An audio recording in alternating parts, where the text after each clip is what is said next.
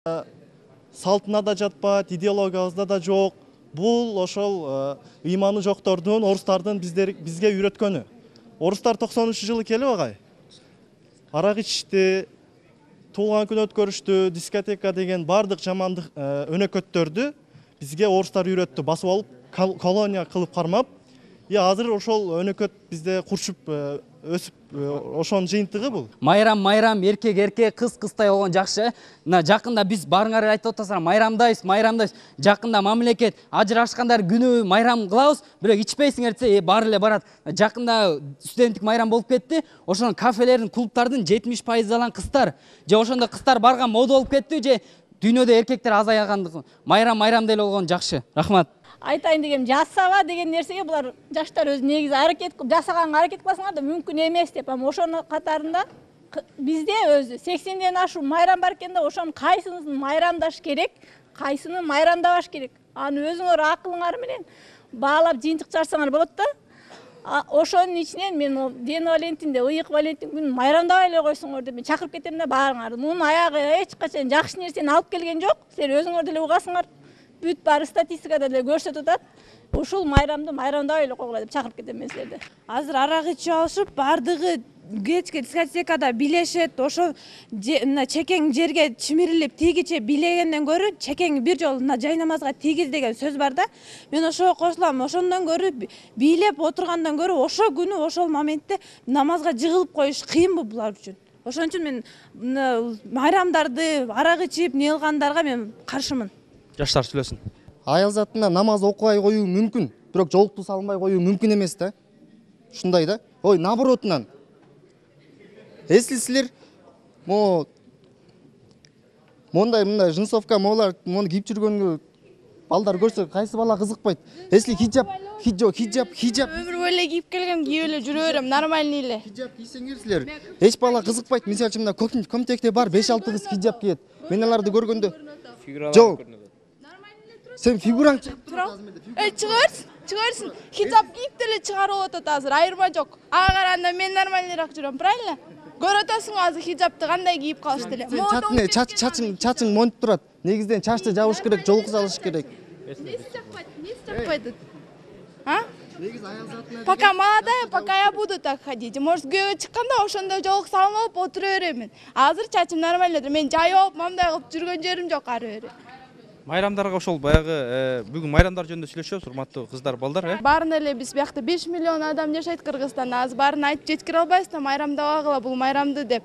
Макул азыр биз ага кошулуп, деп эсиске келип макул деп майрамда отурсак, калганын майрамдай берет ары карай. Азыр биздин Бишкекте билесиңер азыр көп каждый баскан турган жердин баары ночной клуб, кафе, ресторан, жанагындай особняктар салынып кеткен болчу. Ошолорду силер деген как улуу кишилер катары жана мамлекетке кайрылсаңыздар болот да, алып жапкыла, баягы казинолорду жапкандай кылып эле аларды дагы карап, текшерип, жаптырып салса болот. Азыр алар көбөйүп баратса, анын баарын көрүп жаштар да жиндүү болуп баратат да, кой баралы, отуралы деп. Ошолорду текшериш керек. Азыр биз эмне кыла алабыз? Ачылып атат, турат дейне каждый шагта особняктар. Всё, анын акчаларын биздин депутаттар алып жөнтөктөрүнө салып атат, налогторун алып. Всё, ошолорду жаптырыш керек. Эсе ошолор азайса, жаштар эсине келип баштайт. Анын ордуна лучше момундай окуу жайларды тургузсун. Лучше окуу жайларды. Эмне үчүн дуңгандын кыздары барбайт ошака? Эмне үчүн дарыгин кыздар барбайт? Эмне үчүн биздин кыздар барат? Мисалы, мына аборт кылгандын 90% биздин кыздар болуп атат. Эмне үчүн алар барбайт? Биз барабыз. Бу жерде мисалы мына дуңгандардын айылынын жанында толтура киостор турса да эч ким ара кылбайт. Эми ал кыздардын эми ошо мейиси жок болсо кантип жеткиребиз аларга? Мээлери жок болуп, тарбияда жок. Үйдө ата-энелери кой берип койду да кетер деп. Аны караш керек да, прям катуу караш керек. Каяка баратасың кызым? Отур үйгө, отур. Чыкпа деп. Эмне деп баарын карап, баскан турган карап туруш керек. Жиберип коет, алар кетер да, мээлери жок, балдар алдап коет, ошого ишенип. Мындай болуп атат да, мисалы ошол сен айтып аткан особняктарга Дарыгиндин, дуңгандын кыздары барышабы? Жок, барбайт алар. Эмнеге барышпайт алар? Билбейм кимдер барып атканын, но көбүнчө, если честно, азыр бул кыргыздар болуш керек, анан көптөн башка жерлерден келип аткандар, ошолор барат болуш керек, а дарыгиндер жок, барбайт. Майрамдаш керек да, адам бир жолу жашоого келет да. Ошол үчүн майрамдай неме кылып. Сен 80 майрамды майрамдаганча алкаш болуп кетесиң да, алкаш болуп каласың. Оны бомж болосуң эртең. Рахмат, сен жана айтып кеттиң, адамдар бул дүйнөгө бир жол келет, майрамдаш керек. Мейли майрамдагыла. Жакшы жол менен мына майрамдар бол студенттик күндөр болот, жаңы жыл 14 күндөр. Ошондо 70% кыздар көчөдө мас болуп жүрөт. Кыргыздын кыздары, орустун кыздары эмес, өзбектин кыздары эмес, тажиктин кыздары. Ал жаман көрүнүш турабы?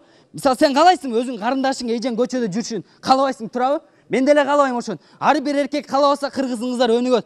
Биз 80-90 майрам кылып, кыргыздар ошон үчүн өнүкпөй атабыз.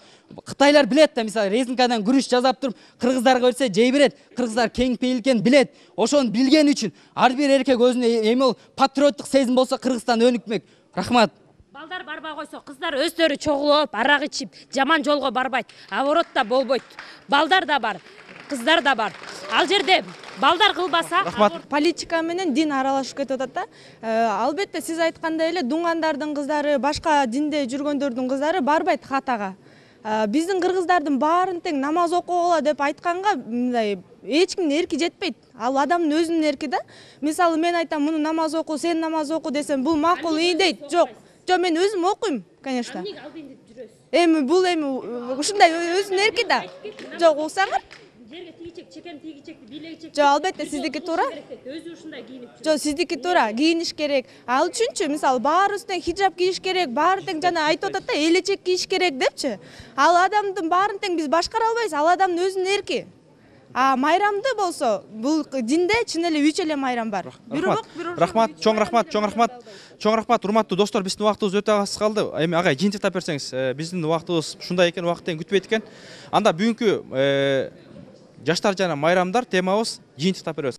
Күндө ичкен жаштар эртең алкоголь ичсиңер. Алдагы ночной клубка хата баргандар эртең бузуку кылсыңар.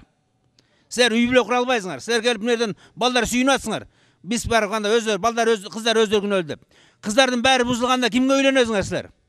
Ошо бузулган кызга үйлөнөсүңөр. Каяктан табасыңар таза кызды? Америкадан алып келесиңерби силер? Же Кытайдан аласыңарбы? Ошо бузулган кыздарды өзүңөр аласыңар. Бириңер бузганы экинчиңе аласың. Анан ошо бузулган балдарды төлөйсүңөр ошо жерден.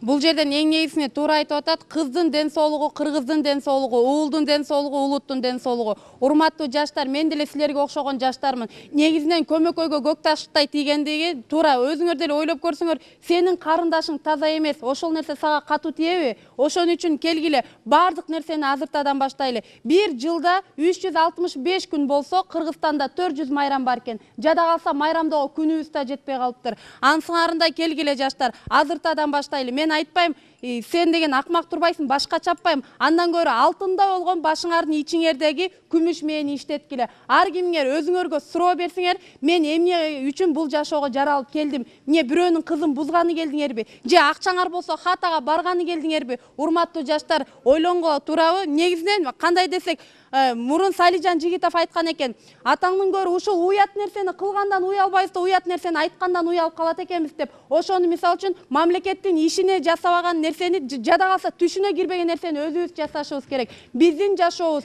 биздин эртеңки келечегибиз мамлекетке кереги жок болсо дагы өзүбүзгө керек. Кийин неберелүү болобуз, чөйрөлүү болобуз. Андыктан жаштар, мен ойлойм, адамдан амал качып кутулбайт, акылыңарды иштетип, акылдуу болгула. Урматтуу теле көрүүчүлөр жана угармандар, сиздер бүгүн ушул жалпы жаштар менен жана төрүбүздүн коногу менен жаштар жана майрамдар деген теманын тегерегинде азын улак сөз кылдык. Албетте ар бир ой баалуу, бирок ушул жаштардын оюнан сиздер жакшы чечим чыгарып алат деген ойдобуз. Биздин даанышманыбыз айтат, кайсыл коомдун жаштары ыймандуу болсо, ошол коомдун келечеги кенен болот дейт. Жана дагы жараткан айтат, өзүңөр өзгөрүлбөсө коом өзгөрүлбөйт. Бүгүнкү жаштар эртеңки келечек. Кийинки эфирден амандашканча саламатта калыңыздар.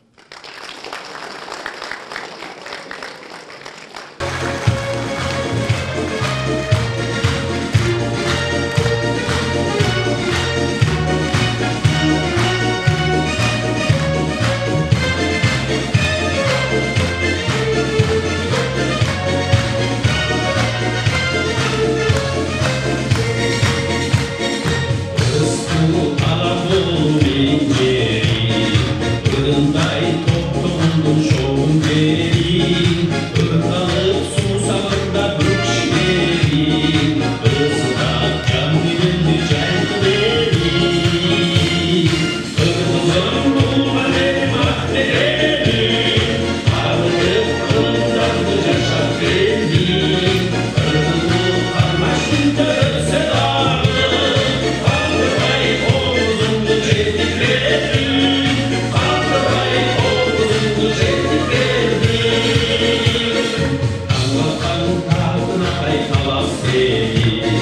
Ağaçtı, kaçtı, yargan çılgız verdi.